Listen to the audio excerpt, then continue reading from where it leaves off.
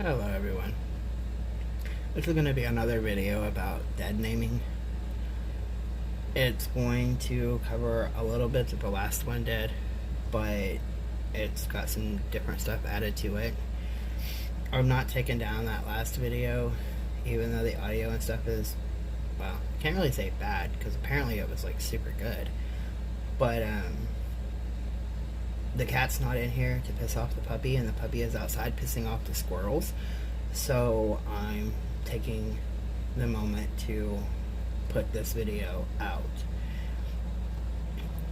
Dead naming, as I discussed in the last one, is something that is horrific to live through.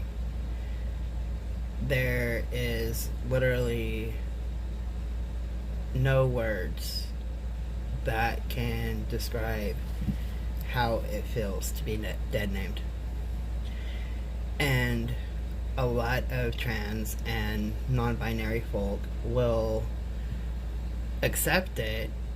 They don't always feel like they can correct it, especially the new ones that's just coming out.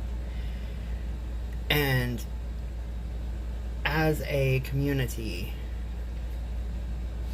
plus allies, when I say the community, it includes allies,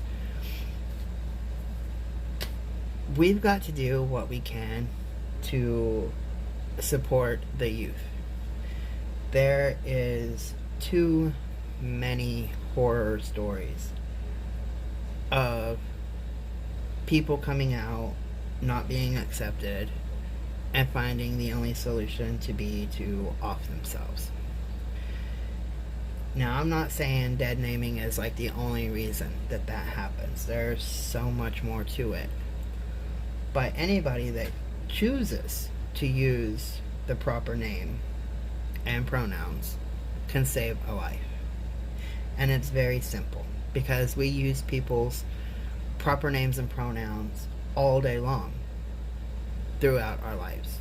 So literally, when people decide not to, that's just an ass move. I'm not talking about people with Alzheimer's or stuff that, the mental capacity to where they can't remember whose name is who. They get their kids mixed up, or grandkids, or think the nursing home staff is their family, or that's all different. But purposely walking up to somebody and knowing that they switched their name and then still using the old name, that's just very wrong. But anyway, some of this will be a little bit of a repeat from the last video, so bear with me on this. Dead naming is the act of referring to a transgender or non-binary person by their birth, given, or former name without their consent. Dead naming can be harmful, and it can contribute to mental health conditions and violence. Some people may struggle or refuse to acknowledge a person's new affirmed name. Additionally, several barriers can prevent people from legally changing their name, gender, or both. The act of dead naming, whether intentional or not, can have a detrimental effect.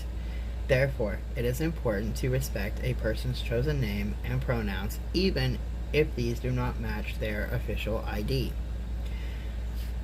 So we're going to discuss what dead naming is and why it is harmful. There's also going to be some resources involved in this video that will lead a person to be able to legally change their name, and to help everyone understand the impact of dead naming. The definition for dead naming refers to calling a person by their birth or given name after they have changed it. For example, if a person who is transgender changes their name, anyone who calls them by their birth name is dead naming them. Dead naming is harmful because refusing to use a person's chosen name or pronouns is a form of transphobia or cissexism. Cissexism can contribute to mental health conditions such as depression and suicidality. It can also lead to physical and verbal assault and abuse. Dead naming can be particularly harmful because using the name that parents or caregivers give to a person at birth may out a person as transgender. When other people know that a person is transgender, the person is more at risk of physical and sexual assault. Research suggests that 33 to 53% of people who are transgender in the United States experience physical assault. In 2013, 72% of the 18 anti-LGBT or HIV-related homicide victims in the U.S. were transgender women. Dead naming people can lead to adverse consequences, contributing towards an environment in which people who are transgender may feel unsafe and at risk of violence. People who are transgender may need to change their name and gender on their government ID. Various barriers can prevent some people from doing this. For example, to change their name, a person often needs to obtain a legal name change in court. In addition, healthcare professionals need to provide documentation of gender transition for a person to change their gender on government ID. Some people who are transgender may not be able to change their name and gender on their government ID. The costs may be prohibitively high, or they might not require or want any gender transition. These individuals are at risk of experiencing dead naming whenever they need to produce their ID. A 2015 survey of transgender people found that only 11% of respondents had their preferred name and gender on all IDs and records. 49% did not have any ID or records with their preferred name, and 67% had no ID or records with their preferred gender. 1/3 of respondents had completed a legal name change. 34% of people who had a legal name change reported that they spent more than $250. 35% of people who wanted to have a legal name change did not because it was too expensive. Only 9% of respondents who wanted to change their gender on their birth certificate were able to do so. Presenting an ID that does not match a person's gender presentation can have adverse effects. The survey respondents reported the following negative responses to this: verbal harassment, which affected 25% of respondents; denying the person services or benefits, affecting 16% of respondents; asking the person to leave, which 9% of the respondents experienced; and physical assault, affecting 2% of respondents. Institutions can make several policy changes to prevent dead naming. The GLMA, formerly the Gay and Lesbian Medical Association, recommends allowing people to record and use their preferred name and gender without requiring documentation of the legal name or gender change, providing sensitivity training to staff and personnel, asking people who are transgender how the institution can make their policies more inclusive, including people who are transgender in committees and other organizations. People can support someone who is transgender by using their name and pronouns. People should use these whenever they refer to the person unless the person tells them otherwise. People should also refrain from asking the person about their dead name. If a person prefers to use another name, people should respect that decision. What to do if you are being dead named? I get this question a lot in emails. Literally a lot. I get so many emails about people not wanting to go to family reunions or work parties, holiday celebrations, town meetings. Like, the numbers are high on people that do not want to participate in life. because they know that the people that's going to be there is simply going to dead name them. And when I say simply, I don't really mean simply. They choose to use a word that no longer exists, and it makes family functions, work projects, different things like that just impossible to live through. If a person is experiencing dead naming and feels comfortable and safe to inform others that they use a different name or gender, they may find that educating other people stops any dead naming. However, this is not always the case, and some people may dead name the individual deliberately. Supportive friends, family, colleagues, employers, or school staff may advocate for people who are experiencing dead naming.